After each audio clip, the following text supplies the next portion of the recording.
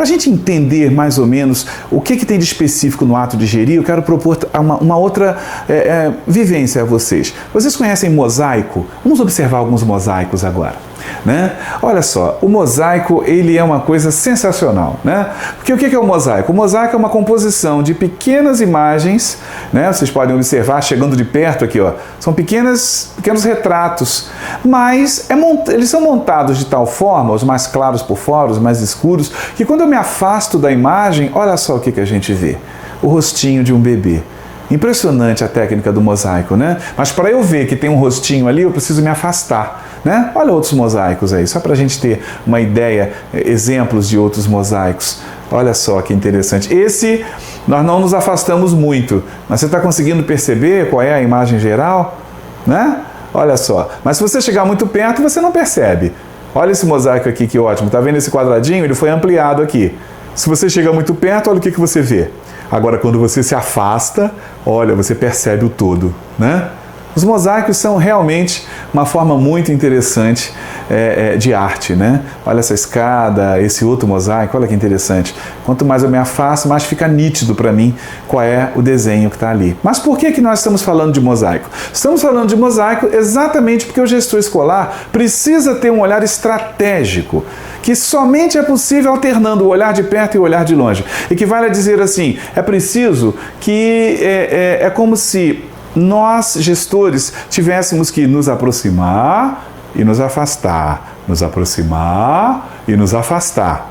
Acontece que pesquisas mostram que o gestor escolar brasileiro, ele se aproxima tanto, ele fica tão perto da escola, dos seus processos, dos seus problemas, que ele se mistura com a escola. Ele esquece de se afastar. E eu somente vou enxergar a escola como um todo se eu me afastar. E como o gestor brasileiro, uma das suas principais características é se aproximar da escola e ficar ali grudado na escola o tempo todo, ele tem geralmente uma sensação de que ele entra na escola às 6 da manhã, sai às 6 da tarde e que apagou uma porção de incêndio e que no final do dia ele não fez nada. Essa é a grande sensação do gestor escolar brasileiro. Eu atendi uma mãe, teve um problema, eu saí, um menino quebrou a perna, levei para o hospital e que não sei o que, acabou o dia e não fiz nada. Ele não planejou, ele não observou os processos, ele não analisou. Por quê? O que responde o gestor escolar brasileiro? Não tive tempo. E não tive tempo por quê? Porque se embola com os processos. É preciso que, para sermos verdadeiramente gestores, nós aprendamos a nos aproximar. Tem que se aproximar sim. Tem que participar muitas vezes do recreio, tem que ir para a porta ajudar na entrada dos alunos, né? Tem que ir lá ajudar a servir a merenda, volta e meia, mas não esqueça de se afastar, de olhar de longe o processo. Você se aproxima para entender o que está acontecendo nos detalhes, mas você precisa se afastar para enxergar o todo da escola e promover as mudanças que são necessárias.